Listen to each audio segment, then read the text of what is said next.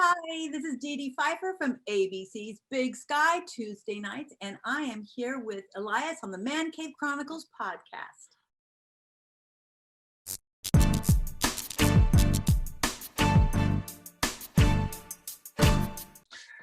Dedee, welcome to the cave, and thank you for joining me.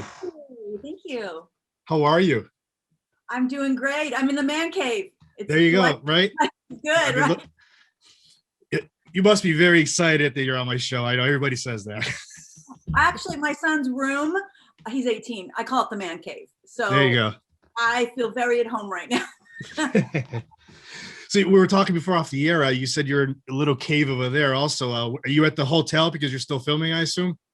Yes, we're in BC. We're in Canada, and I'm like in a furnished living kind of apartment situation. Yeah. And I have this little balcony, and it's small, which I like because it's just me, myself. Yeah. So, and we quarantine, when we came in here for 2 weeks and stuff. Yeah.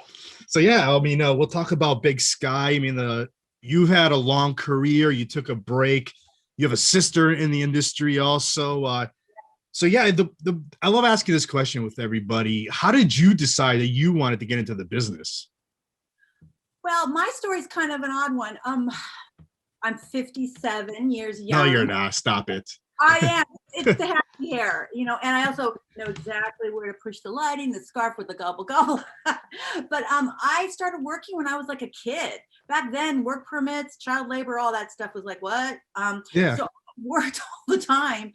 And because in my family, if you wanted something, you worked for it. Blue collar, dad, mom didn't work or drive, 4 kids. Yeah. A middle low income. So I was riding my bike up Beach Boulevard, being a bus girl in a restaurant I had no right doing. So I had all these jobs since I was really young up until I was 18.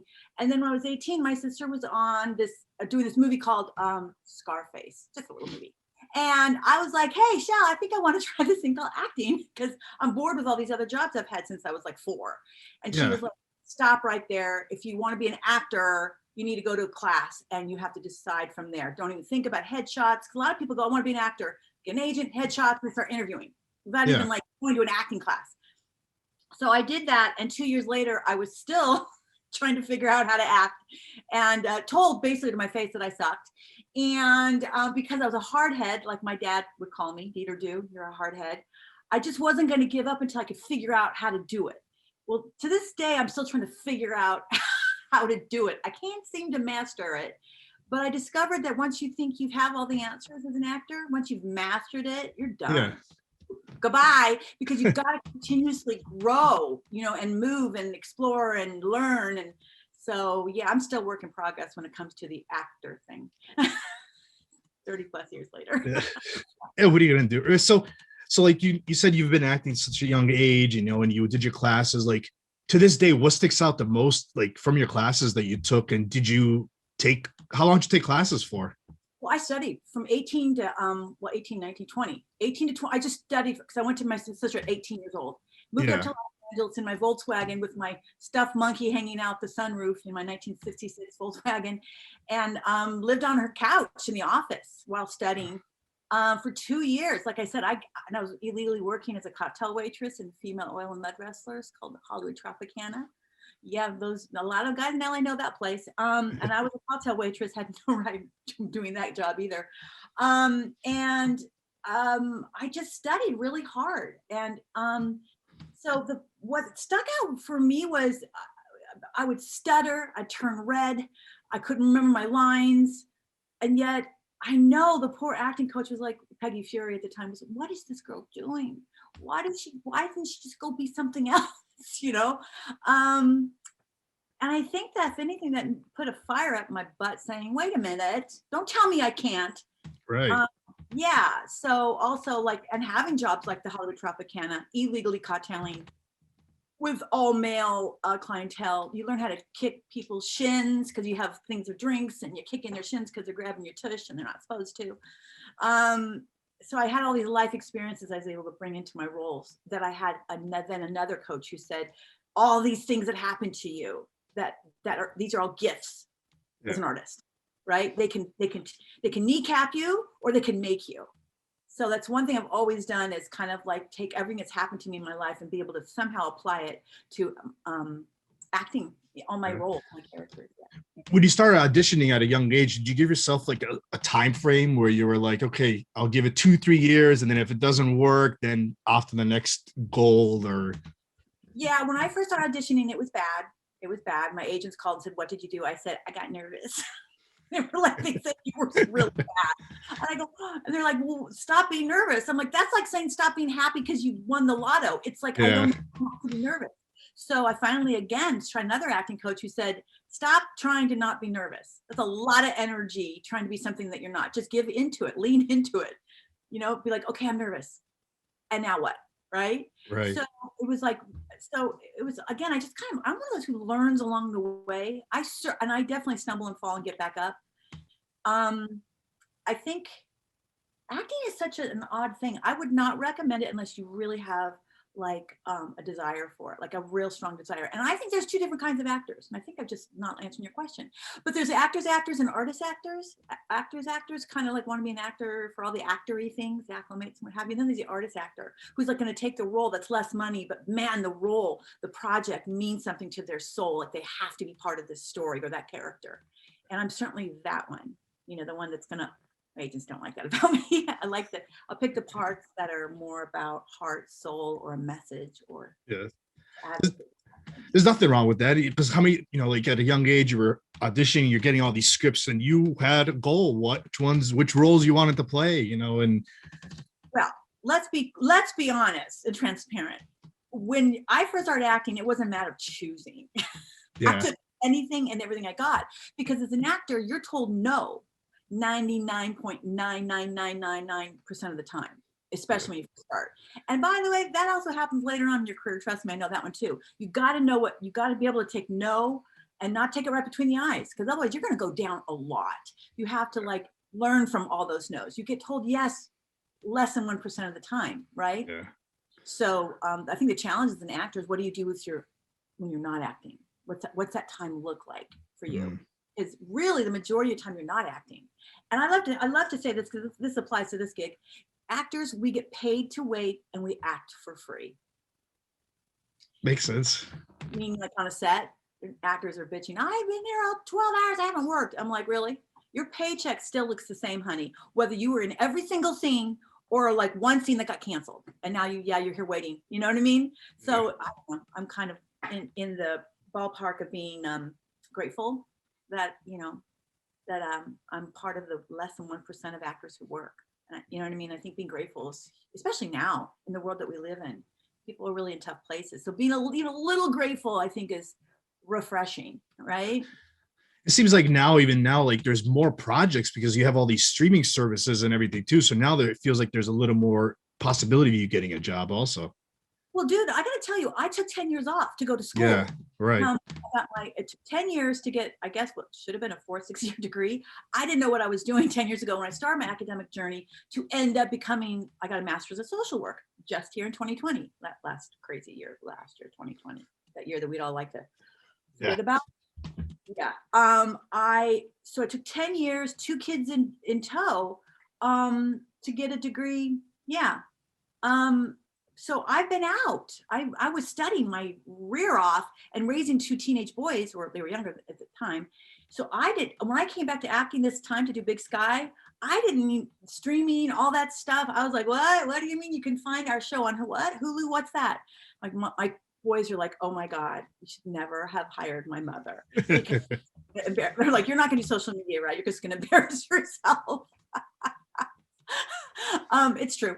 But I'm very humble when it comes to that. I'm like, I'm not going to even try to pretend that I know what I'm doing, because I really don't. I know how to hopefully play Denise on Big Sky at this point in time in my life, right? And entertain people in that way. But other than that, I don't know, Elias. You know more than me. So before you took the 10-year break, what was like one of your favorite projects that you worked on? Of course, there are going to be these little projects, probably like only my diehard friends know about. By the way, I have the best fans. I have the sweetest fans. They are so sweet. They say really nice things. Okay, there's 2 that are a little weird, but other than that, I'm joking. Let's see. I did a small short called The Tub. And I was fortunate it was one of my second things I produced actually. And it was a pet project of passion.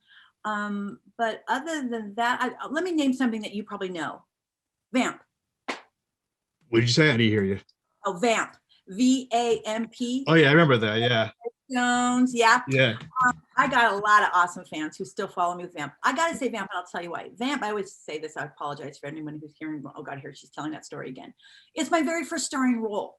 Yeah. So before I had babies, Vamp was my baby, you know, so Amaretto was like my baby. Yeah. And your first starring role is something that you'll just never forget, kind of like the first guy you kissed. I forgot who I think it was actually, oh, it was Troy. Yeah, he was cute. But yeah, the Vamp, and it was the making of Vamp was crazy. It's like that journey just to make that film was a film in itself, and that's why there's been a lot of like after footage on the making of Vamp, because it was a crazy film to make. Awesome. So, yeah. So what was the reason for the 10-year break? I know you said you went to school and you raised your kids. Was that like the main focus, or you had enough, you were burnt out, or? No, I acted continuously while I was pregnant. I was 9 months pregnant, and I did Anthony Michael Hall. Why am I brinking? The show that was on the Supernatural kind of one. No, I actually did Supernatural. That's a different one. Anyways, I got friends literally breastfeeding my 3-month-old son in the waiting room. I was like breastfeeding Braxton, and then gave him to my husband at the time, and then went in and read for friends and got it. You know what I mean? So I never like stopped acting unless I was told, we can see your pregnant belly. Do not go in for this, you know, no, you can't work. Yeah. I worked all along, but 10 years ago, I did hit a point in my career where I felt like I was so loyal to this career that wasn't being so loyal back. Roles were thin and far between. And more importantly, it was to me just felt really unfair that men could like gain weight, get old, get bald, get wrinkly and gray, and they were somehow sexier. And God forbid any of us women did that. You know, it was like we just became desperately unemployed. And I remember thinking, I'm raising 2 boys on my own, and I just didn't like that message, and I wasn't sure if I could support that. But then I also, at the same time, was always volunteering and trying to save the world and animals and people that are, you know, suffering. And so I decided I wanted to help on a larger level than just volunteer. So I walked up to a community college and I said, hey, I want to get a degree. And they're like, hey, which one do you want to get? And I go, I don't know, you tell me. I want to help people. And they're like, that's not how it works, Miss, what's your name, Pfeiffer? No, you tell us. I go, I just want to help people. And they're like, what, a psych degree? I said, sure. So they gave me some classes, and that's how it started. I literally stumbled into community college and started on the psych degree path, ended up with a bachelor's in psych, which took 6 years. Learning disabilities were discovered along the way. I needed extra help, extra time in testing. I thought I was stupid up until I hit college. They said, no, you're not stupid. You have learning disabilities. How freeing was that for me to discover I wasn't stupid? Well, my sons might disagree, but you know what I mean? So then I got into UCLA, having done all the community college. That's awesome. I did all the community colleges to get my bachelor's, and I got into UCLA. Wow. And then I got a master's of social work. And I was finishing that when David, yes, E. Kelly, my brother-in-law, who never calls me, never texts me. I see him on holidays. I love him, he loves me, but that's it, we go fishing. He texts me out of nowhere and he goes, hey, you still acting? I'm doing this project and there's this role for you. I'm like, really? Oh my God. So of course I said, no, I said yes. And then, which was perfect because I just was graduating and I didn't know how I was going to support my kids. You just jumped right into that role. You didn't even think about it or anything. I literally just went right from like, I was finishing my degree online, thank you pandemic, and starting the pilot. We started in New Mexico, everything shut down. I was finishing my degree, all this was going on. And then now I'm in Canada and they mailed me my degree. And it wasn't an online class, by the way, but thank you. So I had this like beautiful like overlap of this 10-year journey, academic journey that blended right into, hey, you're on Big Sky. Overnight, my kids won't even watch the show because they're like, it's just too weird to see your mom on TV. They refuse. Again, the man pig. Yeah, this has been a really great time. And I got to say, I'm 57. So that doesn't happen a lot to women at 57. So I'm very, very lucky and very fortunate. And my brother-in-law had no idea he was throwing me a lifeline because I didn't know how I was going to financially support my boys on a social worker's degree. You know what I mean? That's awesome. I mean, my wife does social work. She's a supervisor for Department of Children and Family. Oh, so she works with family. So yeah. So she's busy. You tell your wife that I take my hat off to her because I immediately realized I could not work with kids because I'm way too much of a mama bear. Yeah. I would take them all and I'd adopt them all and slap all the parents across the face and take their children. I mean, I would be the worst. I work with those experiencing homelessness, mental health, substance abuse, and 18 and older. Yeah, that's the area of concentration that I. So you can still do both. You can still do half acting and half social work. Well, dude, that's what I'm thinking about because I have these awesome fans who welcome me back. I'm thinking about blending my fan base and my passion for helping people on a larger scale in some kind of dynamic or platform, like some kind of a show where we can talk about social welfare issues from a macro, meso, and micro perspective, which means policy, communities, and individual. They all loop together. You know, they really do. So I would love to do that one day. That's my goal. If for some reason something happens to Big Sky. So when he called you about the part, did he even tell you what the show is about, or he just said, "I have a part for you. I want you to"? He just said, "Hey, I'm doing the show, and there's a great role for you." And I was like, "Hey, oh my God, okay, cool, thank you." I was literally interning at the Department of Mental Health. I got this text, and I'm like, what?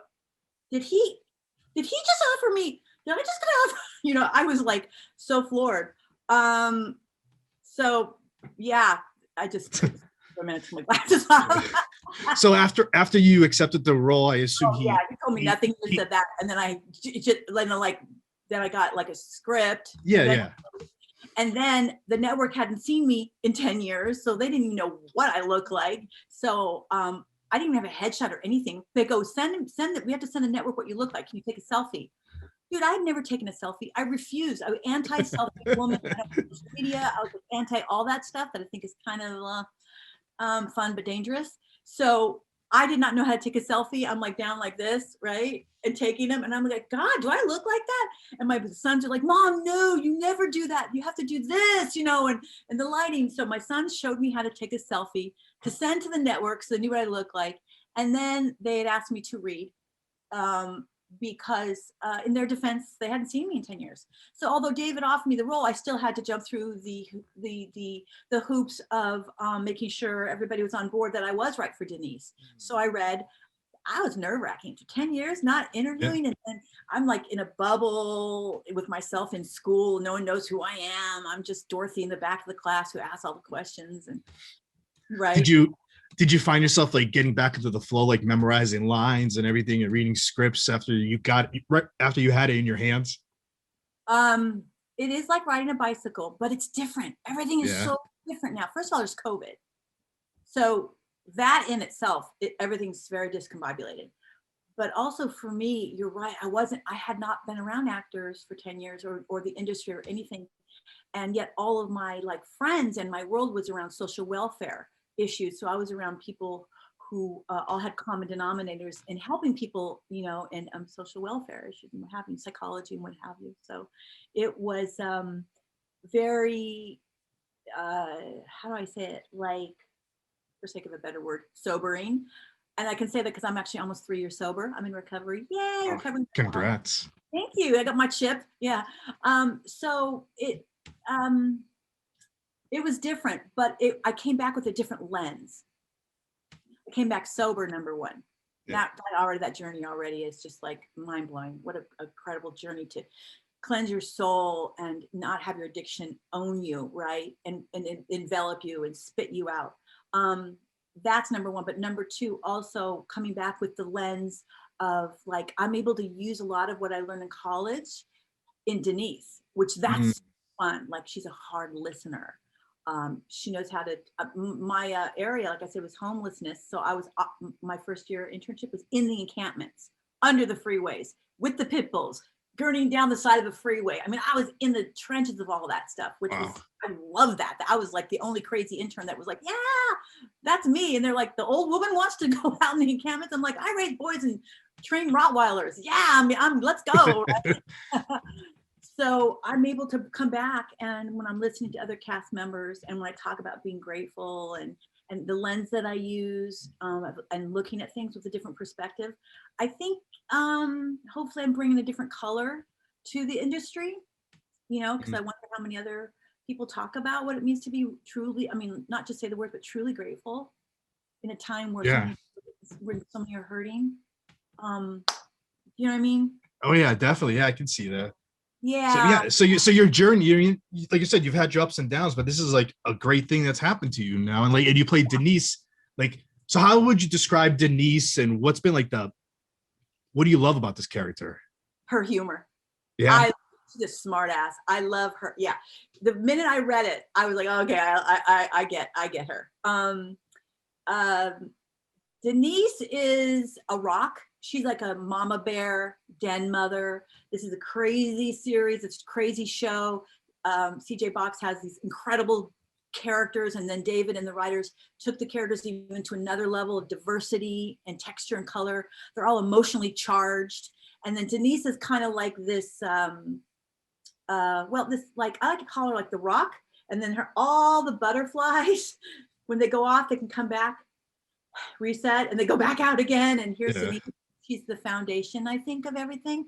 And I think she knows more than she lets off, but I think that like a good team player, she's not going to tell you anything. She's going to help you discover it yourself, which is actually a good parent, actually, and also a good therapist. I'm not going to tell you what to do. I'm going to help you discover that yourself, right? Yeah. How much input have you be able to put into the character? As David asked you, how would you like to play this character? Does he ask you for advice on how to play the character? That's a really great question. No, and I'll tell you why. Well, we are a very strange family. We don't talk shop. Shop. We're a really tight family. Michelle, David, my brother Rick, his wife Rana, their kids, everybody, my sister Lori, just my nieces and nephews. We're weird. We don't talk shop.